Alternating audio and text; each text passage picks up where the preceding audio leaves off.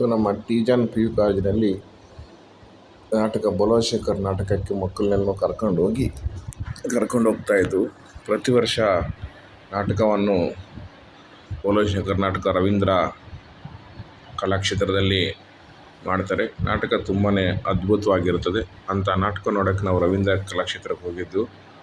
ಅಲ್ಲೆಲ್ಲ ಮಕ್ಕಳ ಜೊತೆ ಒಂದು ಫೋಟೋ ತಗೊಂಡು ಪ್ರತಿಯೊಬ್ಬರು ರವೀಂದ್ರ ಕಲಾಕ್ಷೇತ್ರದ ಮುಂದೆ ಆಮೇಲೆ ರವೀಂದ್ರ ಕಲಾಕ್ಷೇತ್ರದ ಒಳಗಡೆ ಹೋಗಿ ಮಕ್ಕಳೆಲ್ಲ ಕೂರಿಸಿ ಬೋಲಶೇಖರ್ ನಾಟಕವನ್ನು ಪ್ರದರ್ಶನ ವೀಕ್ಷಣೆ ಮಾಡಿದ್ವಿ.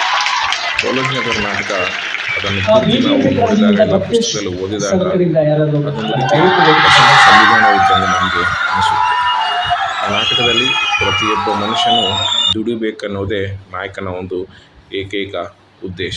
ರಾಜ ಆಗಿರಲಿ, ರಾಣಿ ಆಗಿರಲಿ, ಮಂತ್ರಿ ಆಗಿರಲಿ, ಸೇವಕರಾಗಿರಲಿ, ಸೈನಿಕರಾಗಿರಲಿ, ಸಾಮಾನ್ಯ ಜನ ಆಗಿರಲಿ, ಯಾರೇ ಆಗಿರಲಿ ತಮ್ಮ ರಾಜ್ಯದಲ್ಲಿ ದುಡಿಬೇಕು ಅಂತ ಒಂದು ಷರತ್ತನ್ನು ಮೂಲಕ ಬೋಲಶೇಖರ ಈ ನಾಟಕದಲ್ಲಿ ನಮಗೆ ಕಾಣಿಸ್ಕೊಳ್ತಾರೆ.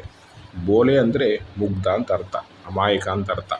ಅಂತಹ ರಾಜ್ಯವನ್ನು ತುಂಬ ಸುಭಿಕ್ಷವಾಗಿ ನಮ್ಮ ಬೋಲಶೇಖರಲ್ಲಿ ನೋಡ್ಕೊಳ್ತಾರೆ. ಮಕ್ಕಳು ಖುಷಿಯಾಗಿ ನಾಟಕವನ್ನು ನೋಡಿದರು ಮತ್ತು ಆ ನಾಟಕದ ಆರಂಭದಲ್ಲಿ ಪ್ರತಿ ಕಾಲೇಜಿನ ಅಧ್ಯಾಪಕರು ಅವರಿಗೆ ಬೋಲಶೇಖರ ನಾಟಕದ ಮಂಡಳಿ ಸನ್ಮಾನ ಮಾಡಿದರು. ನಾನು ಅಲ್ಲಿಗೆ ಮಕ್ಕಳನ್ನ ಕರ್ಕೊಂಡು ಹೋಗಿದ್ದರಾಗಿ ನನಗೂ ಅಲ್ಲಿ ಅವರು ಒಂದು ಮೂಮೆಂಟನ್ನು ಕೊಟ್ಟು ಸನ್ಮಾನಿಸಿದರು. ಪ್ರತಿ ವರ್ಷ ಅವರು ಅದನ್ನು ಮಾಡ್ತಾರೆ.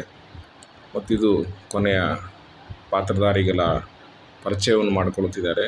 ಇಲ್ಲಿ ನಾಗೇಶ್ ಅವರು, ಅಲ್ಲಿ ಬೋಲಶೇಖರ, ಪಿಶಾಚಿಗಳು, ರಾಜ, ರಾಣಿ, ಮಂತ್ರಿಗಳು ಮತ್ತು ಕೋಡಂಗಿ ಪಾತ್ರ ಈ ನಾಟಕದಲ್ಲಿ ತುಂಬಾ ಅದ್ಭುತವಾಗಿ ಪ್ರದರ್ಶಿಸ್ತಾರೆ.